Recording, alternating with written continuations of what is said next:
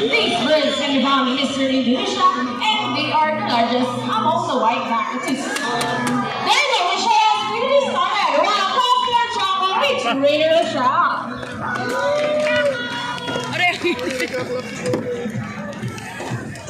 Saan si Chaco? Hello everybody and welcome to Manila Ocean Park.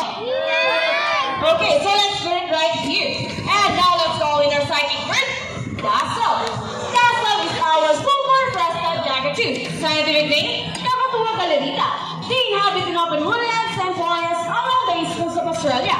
They are very loud birds and can mimic almost any sound. They typically feed on seeds, nuts, fruits such as durian, papaya, and rambutan. And they also love corn. Now guys, do you think Dasso loves the ability to find the hidden object? If it yes, then say you can do it, Dasso. Go, Dasso.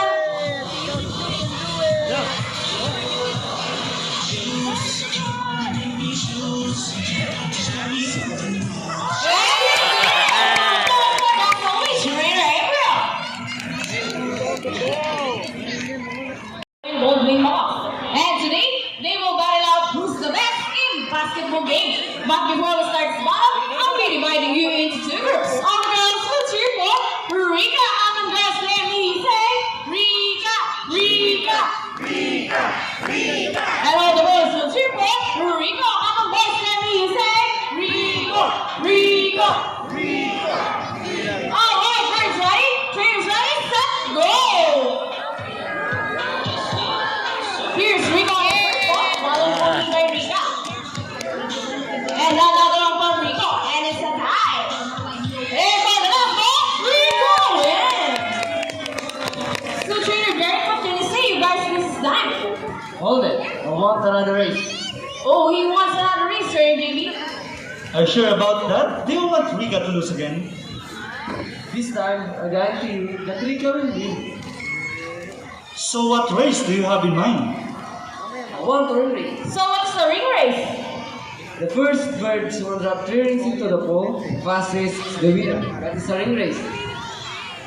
So our ring race it shall be. Remember, that boys already have 1 point, so girls, let's do louder for recap to win this time. We'll be doing this again. This time our ring race, ready, set, go!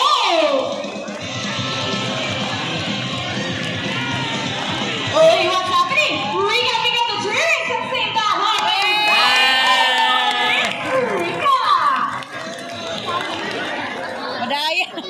So here, JB, what can you say? 3 rings at the same time. Hey, you guys cheated! No, you didn't cheat. Rika is your brain. Also, it's true that girls are more intelligent than boys. I want to applause for Rika and Rika with Trainer Derek and Trainer JB. Ayan, nagkadapat yung mga ano, mampay.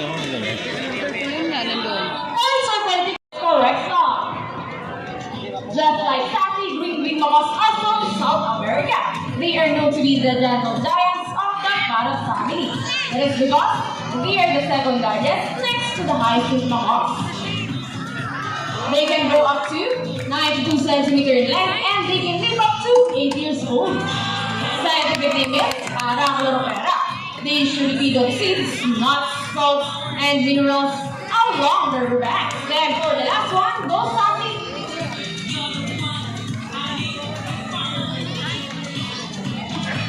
There you go, that's it, right? A round of applause for Sassy with Radio Shop. Kaya mo rin yung bell, ha? Now guys, who loves that? Everyone here knows addition, right? Well, this next part of the program will leave most people baffled and amazed, even as traders. Do you go Rocky? And Rocky gets the first number correct. Off to the second number, well, Rocky loves numbers.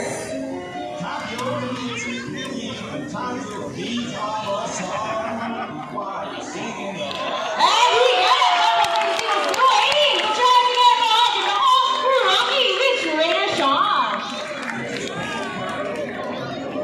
So this time, I need an adult volunteer with a 500 peso bid. Anyone? Once again. Now, ma'am, do you have any idea what will happen next? Any idea? Well, now let's call in our money bird. Buddy. Buddy is our Malucan cockatoo. scientific name, Kakatua molescensis. These birds can be found in eastern Indonesia, and they are the largest among the white cockatoos. Also, buddy has the ability to check the money if it's real or fake. So, ma'am, are you ready? Oh, I think it's too windy. Come on, buddy, try again.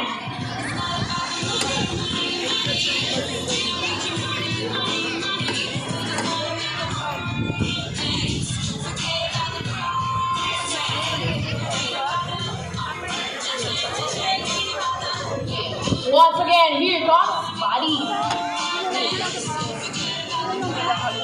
Hindi niya nakuha. Wala ya.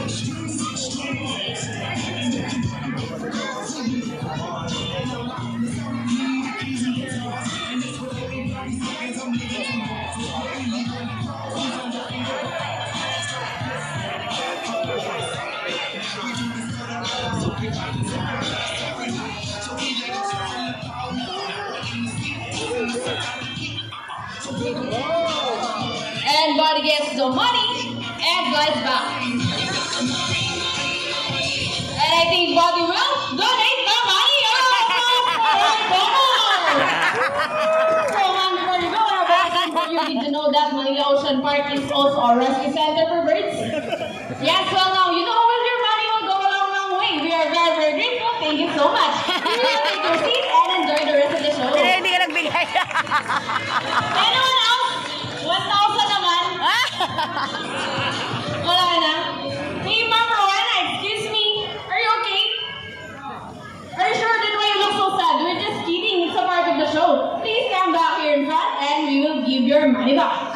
Ma'am, Buddy saying something before Buddy gives your money. Buddy wants to give you a kiss. It is okay.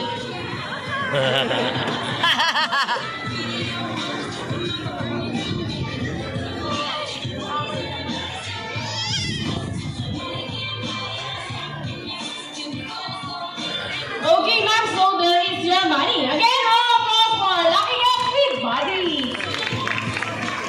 Joke lang pala.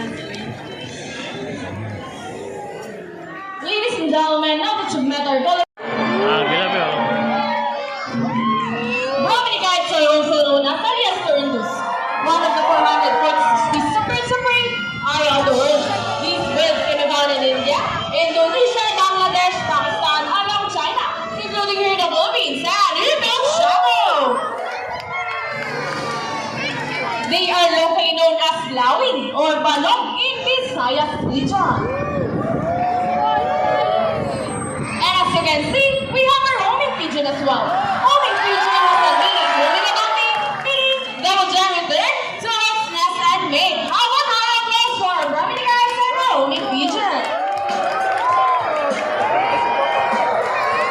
We believe there is hope. We only not try to take care of friends in the sea, but for also who are in land in there as well. Now, who does the 3 R's? It reduce, reuse, and recycle. Very good. So here's our lovely bird once again. They're going to show us the proper ways to use that.